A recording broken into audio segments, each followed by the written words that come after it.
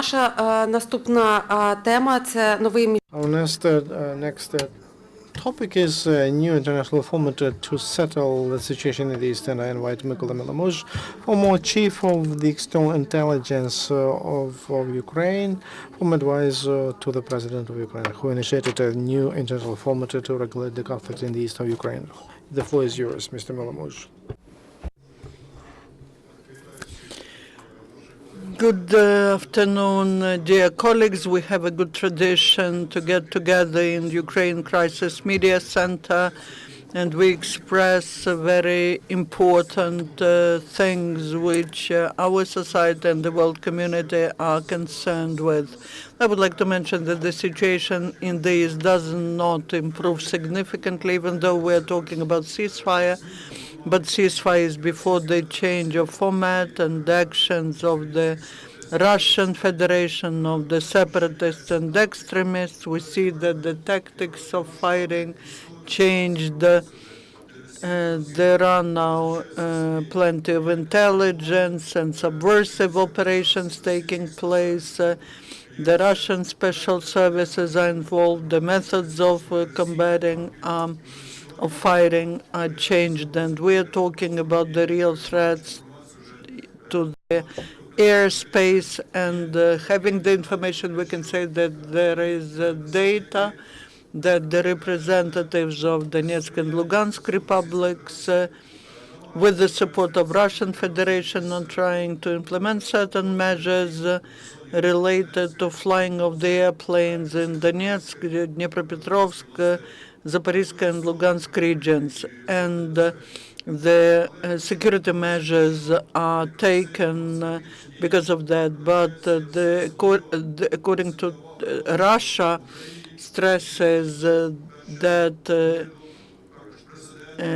the President, the Verkhovna Rada, and the authorities in Ukraine have certain positions that the new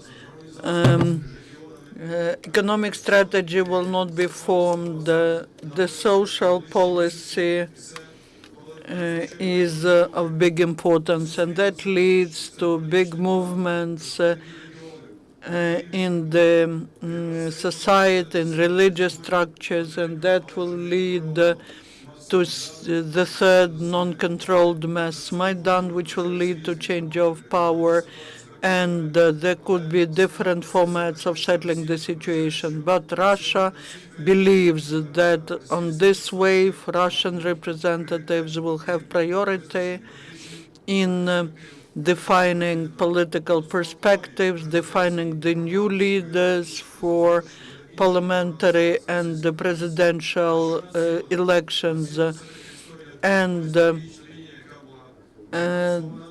but they want to establish the full control over our state and transferring the functions of the state to a new interstate formation. I would like to mention about some new threats. I have just returned from a closed international forum in Oman. There were 120 leaders of different levels of the countries present: the presidents, the vice presidents, the prime ministers, sheikhs, kings, representatives of special services of different countries of the world. There is a process of global confrontation taking place in the world. And after the Cold War that the USSR and NATO countries had, we are entering the new stage. There is a military situation which has become very tense, and especially in Baltic states and Eastern Europe and the Black Sea, in the Arctic region, the tension is growing. There are testings of new means of carrying nuclear missiles. There are 3-4 types which Russian Federation introduces. There are new things related to global policy, the control of the whole regions, the CIS countries, Baltic states, Eastern countries, are involved into that. We see that the new positions of Cold War are formed. The arms race is being developed, and because we have the hot points on the territory of Ukraine, that means that there is a threat of the hot war. If this format gains a large scale, then that means the threat of the nuclear war, the threat to the whole humanity, not just Russia and the countries which oppose Russia, but to the whole world. And the forum was talking about global threats and the threats to Ukraine, to West, to Russia, but also to the groups of countries. Людство, майбутнє. And the issue was about the future of the humanity. The format which that was the format in Amman. There was leadership of Germany, Great Britain, France, Italy, United States, Canada, Australia, India, Brazil, China. And they all mentioned that these are the realistic threats to the world. The main thing is what should be the format of addressing these issues. Based on that, the situation in Ukraine is like a trigger to big problems that could arise, that could lead to increasing the scale of threats and to large and serious military conflicts, which may have negative consequences for the humanity. So based on that, in the presentations and during the bilateral meetings with the leaders of the top 20 countries of the world, we started the negotiation process which provides for settling the problems at the global level. In the 70s, same way, the USSR, the countries of the Warsaw Treaty, were opposing NATO countries. They had the threat of nuclear war. And now there is the same format, but the situation, that is the situation in the world. And now we're talking about Helsinki agreements, the new formats of settling in the system of nuclear threat, non-allowing war to take place, the integrity of territories, the dialogue in all the strategic directions of activities, which is military, security, social, political, economic, the whole package that was suggested at this forum. We also suggested a new format, Geneva II, Helsinki II, which provides for defining the problems and threats to the world. And the countries which are involved into this format, which joined the format, they're responsible for settling these problems. These are the countries of G7, of G20, but also Russian Federation and Ukraine, because on that it depends how this Helsinki process will develop. And we have designed the agenda, and we have defined the mechanism of achieving the agreements. And we defined what agreements are, what documents are to be signed, not like Угоди, які не мали кінцевої Helsinki agreement, which were quite vague. That should be a very clear system of commitments taken by all the countries, and we believe that all the countries should join this format. At this background, we see the problems related to territories. That is a very important topic, and it's not just Ukraine that is concerned with that, but Russian Federation and European countries as well. Even Australians, Chinese, Indians, Brazilians, Canadians, Japanese, all expressed their position that this is an important problem and it should be on the agenda of this big forum. and also the problems related to global threats.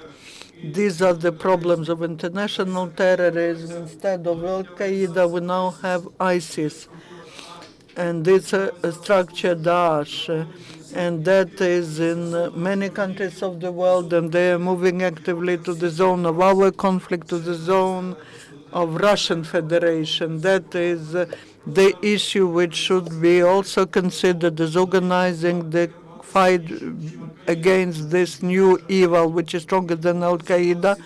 It replaces Al-Qaeda, and this is the problem which should be on the agenda. Also, the issue related to global economy, energy sector, preserving environment, life of people. These are the global issues which concern all the leaders of the world, and we could feel that during 6 days of systemic negotiations, consultations, and presentations. At this background, we believe that the issue of Ukraine is a key that could either stimulate the development of aggressive processes and at technical, regional, and global level, or could stimulate the situation of settlement. Under this big project, there is a roadmap for Ukraine. People say Putin will not agree to such format, but based on these threats, based on these formats of participation, based on these mechanisms, Putin will agree, and we know that based on our operative and other information that we get from Russian Federation. We need to force him to such actions based not just on the position to blame him that he's to be blamed for events in Ukraine, but he will not perceive it as the call for cooperation, but the call for big problems and addressing these problems at big level.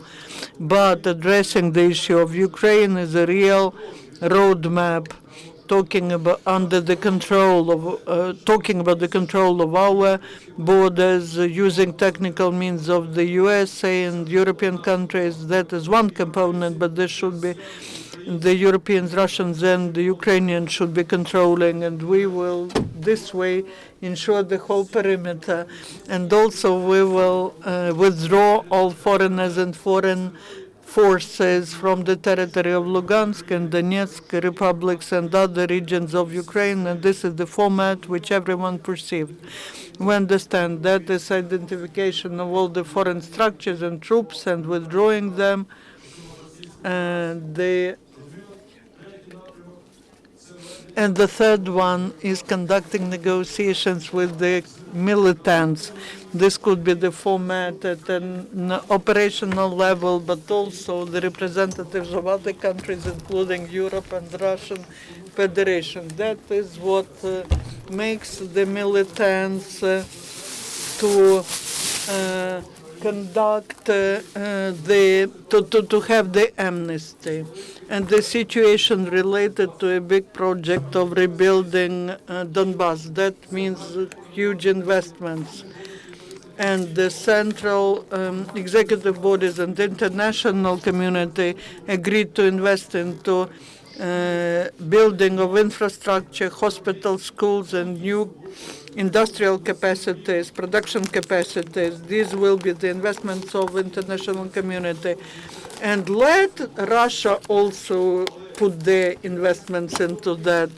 About 600,000 people who live in the central, eastern, and western Ukraine who moved from Donetsk and Lugansk Oblast can go back there, and they will become the constructors and ideologists of our positions. And this will lead to creation of new jobs. This will lead to new humanitarian policy, and this way we will cure wounds. And this document should be signed by all the participants of this big format, and the guarantees to Ukraine are to be guaranteed, secured not by Budapest Agreement, but by new agreement as part of the Helsinki Agreement. And that is what we envisage. Another one, Minsk format, even Normandy or Geneva format, they do not work as Minsk format, as Putin's program, or They are perceived very often unilaterally. They are not efficient, and